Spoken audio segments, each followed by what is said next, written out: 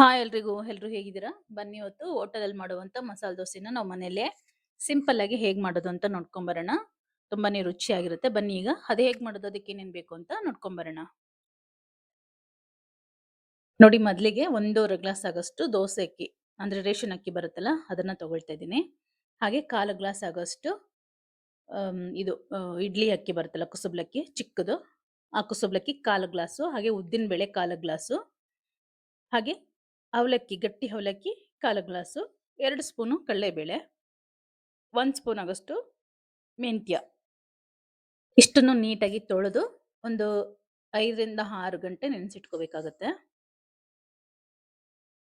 Compulsory ಒಂದು 5 hour ಆದ್ರೂ ಇದು ನೆನಿಬೇಕು. ನೋಡಿ ಈಗ ಚೆನ್ನಾಗಿ ನೆಂದಿದೆ. ಇದನ್ನ ರುಬ್ಕೊಂಬರೋಣ.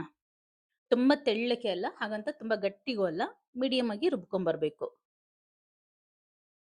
ತುಂಬಾ ನುಣ್ಣಕ್ಕೆ ರುಬ್ಕೋಬೇಕು. ಸಣ್ಣದು ಚಿರೋಟಿ ರವೆ ತರಿ ಬರುತ್ತಲ್ಲ ಆ ಲೆವೆಲ್ಗೆ ನಾವು ರುಬ್ಕೋಬೇಕು. ನೋಡಿ ಈಗ ಎಲ್ಲವೂ ರುಬ್ಕೊಂಬಂದಿದ್ದೀನಿ. ಇದಕ್ಕೆ ಕೆಲವನ್ನ ಮಿಕ್ಸ್ ಮಾಡ್ಕೋಬೇಕಾಗತ್ತೆ. ನೋಡಿ ಮೊದಲಿಗೆ 1 ಗ್ಲಾಸ್ ನಾವೇನು ರೇಷನ್ ಅಕ್ಕಿ ತಗೊಂಡಿದ್ವಿ ಅದೇ ಗ್ಲಾಸಲ್ಲಿ 1 ಗ್ಲಾಸ್ ಆಗಷ್ಟು ಅಕ್ಕಿ ಹಿಟ್ಟನ್ನ ಹಾಕೊಳ್ಳೋಣ.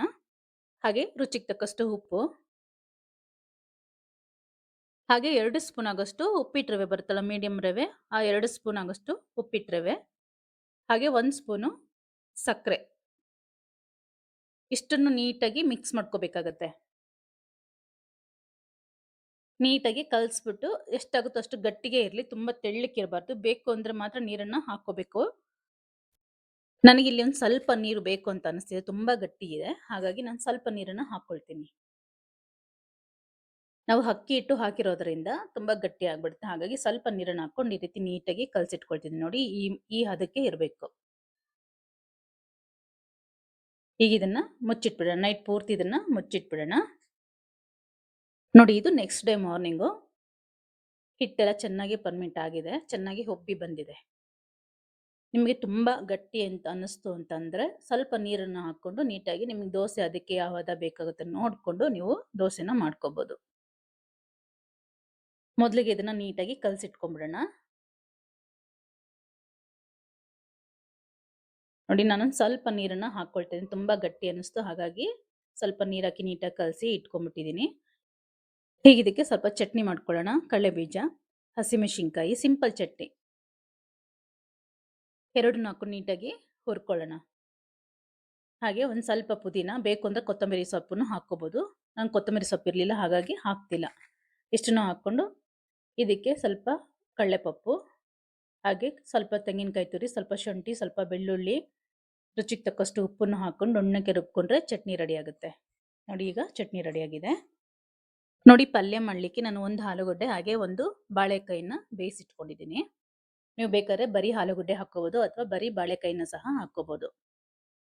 ಆಲೂಗಡ್ಡೆ ಅಷ್ಟು ಒಳ್ಳೇದಲ್ಲ ಅಂತ ನಾನು ಇಲ್ಲಿ ಬಾಳೆಕಾಯಿನ ತಗೊಂಡಿದ್ದೀನಿ. ಎರಡನ್ನೂ ನೀಟಾಗಿ ಹೊಟ್ಟೆಲ್ಲ ಸುಲಿದು ನೀಟಾಗಿ ಸ್ಮ್ಯಾಶ್ ಮಾಡಿ ಇಟ್ಕೊಂಡ್ಬಿಡೋಣ. ಕುಕ್ಕರಲ್ಲಿ ಹಾಕಿ 2 ವಿಸಿಲ್ ಕೂಗಿಸ್ಕೊಂಡ್ರೆ ನೀಟಾಗಿ ಬೆಂದ್ಬಿಡುತ್ತೆ. ಬಾಳೆಕಾಯಿ ಆಗಲಿ ಮತ್ತೆ ಆಲೂಗಡ್ಡೆ ಎರಡನ್ನೂ ಸಹ ಒಟ್ಟಿಗೆ ಹಾಕೊಂಡು ಕೂಗಿಸ್ಕೊಂಡ್ರೆ ಬೆಂದ್ಕೊಂಡ್ಬಿಡುತ್ತೆ. ಬಾಳೆಕಾಯಿ ಹಾಕಿ ಮಾಡೋದ್ರಿಂದ ಹೆಲ್ದಿಯಾಗೂ ಇರುತ್ತೆ, ಹಾಗೆ ಏನು ವ್ಯತ್ಯಾಸ ಗೊತ್ತಾಗಲ್ಲ ನಮಗೆ. ಆಲೂಗಡ್ಡೆಗೂ ಬಾಳೆಕಾಯಿಗೂ ಏನು ವ್ಯತ್ಯಾಸ ಅಂತ ಗೊತ್ತಾಗಲ್ಲ, ಟೇಸ್ಟ್ ಕೂಡ ಚೆನ್ನಾಗೇ ಇರುತ್ತೆ. ಇದನ್ನ ನೀಟಾಗಿ ಸ್ಮ್ಯಾಶ್ ಮಾಡಿ ಇಟ್ಕೊಂಡ್ಬಿಡೋಣ.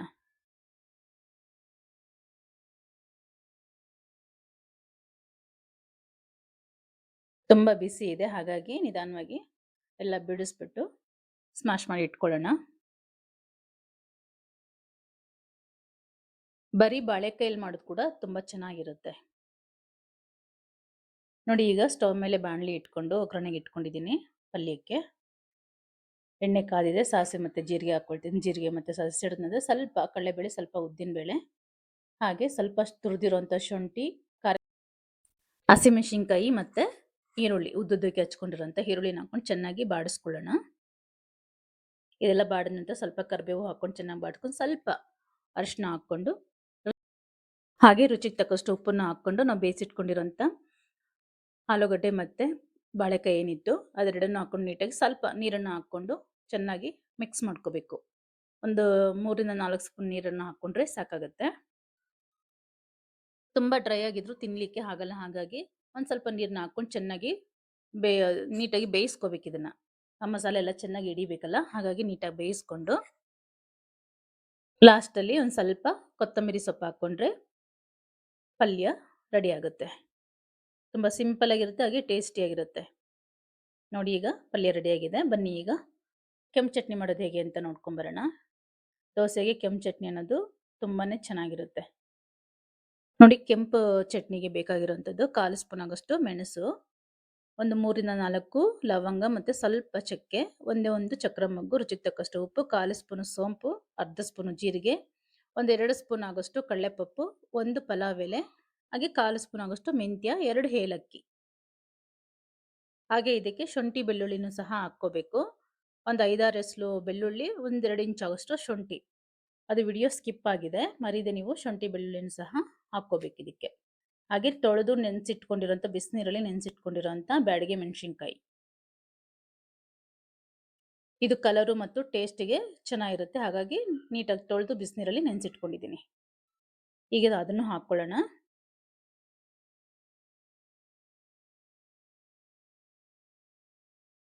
ನೋಡಿ, ಶುಂಠಿ ಬೆಳ್ಳುಳ್ಳಿನ ಕಂಪಲ್ಸರಿ ಹಾಕ್ಕೋಬೇಕು. ಒಂದು 5-6 ಎಸ್ಲು ಬೆಳ್ಳುಳ್ಳಿ, ಒಂದು ಸ್ವಲ್ಪ ಶುಂಠಿ, ಇಷ್ಟನ್ನು ಹಾಕ್ಕೊಂಡು ರುಬ್ಕೊಂಬಂದ್ರೆ ಕೆಂಪು ಚಟ್ನಿ ರೆಡಿ ಆಗುತ್ತೆ.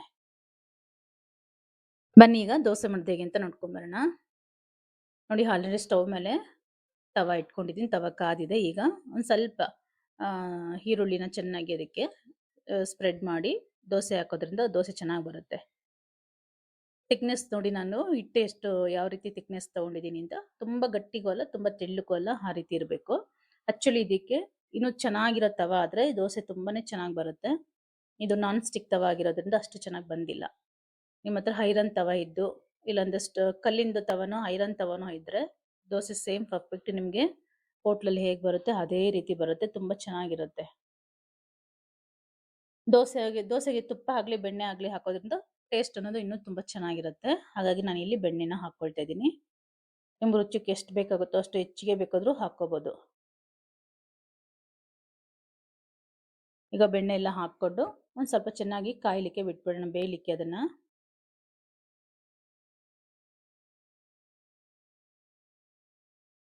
ಈಗ ಚೆನ್ನಾಗಿ ಬೆಂದ ನಂತರ ನಾವು ಮೇಲುಗಡೆ ಕೆಂಪು ಚಟ್ನಿನ ಹಾಕ್ಕೋಬೇಕು ನೀಟಾಗಿ. ಯಾಕೆಂದರೆ ಇದು 2 ಕಡೆ ಬೇಯಿಸಲ್ಲ, ಹಾಗಾಗಿ ಚೆನ್ನಾಗಿ ಬೇಯೋವರೆಗೂ ವೆಯ್ಟ್ ಮಾಡಿ. ನಂತರ ನಾವು ಕೊನೆಯಲ್ಲಿ ಕೆಂಪು ಚಟ್ನಿನ ಹಾಕ್ಕೊಂಡು ಮಧ್ಯದಲ್ಲಿ ಪಲ್ಯನ ಇಟ್ಕೊಂಡ್ರೆ ಮಸಾಲೆ ದೋಸೆ ರೆಡಿ ಆಗುತ್ತೆ. ಅದೇ ಥಿಕ್ನೆಸ್ ಆಗಿ, ಅದೇ ಕ್ರಿಸ್ಪಿಯಾಗಿ ತುಂಬ ಚೆನ್ನಾಗಿ ಬಂದಿದೆ. ನೀವು ಒಂದ್ಸಲ ಮನೇಲಿ ಟ್ರೈ ಮಾಡಿ, ಹೇಗಿದೆ ಅಂತ ಮರೀದೆ ಕಮೆಂಟ್ ಮಾಡಿ. ಹಾಗೆ ಇನ್ನೂ ಯಾರೆಲ್ಲ ನನ್ನ ಚಾನಲ್ ಸಬ್ಸ್ಕ್ರೈಬ್ ಮಾಡ್ಕೊಂಡಿಲ್ಲ ದಯವಿಟ್ಟು ಸಬ್ಸ್ಕ್ರೈಬ್ ಮಾಡ್ಕೊಳ್ಳಿ. ವಿಡಿಯೋ ಪೂರ್ತಿ ನೋಡಿ. ನಿಮ್ಗೆ ಇಷ್ಟ ಆದರೆ ಮಾತ್ರ ಒಂದು ಲೈಕ್ ಕೊಡೋದು ಖಂಡಿತ ಮರಿಬೇಡಿ. Thank you for watching. Bye.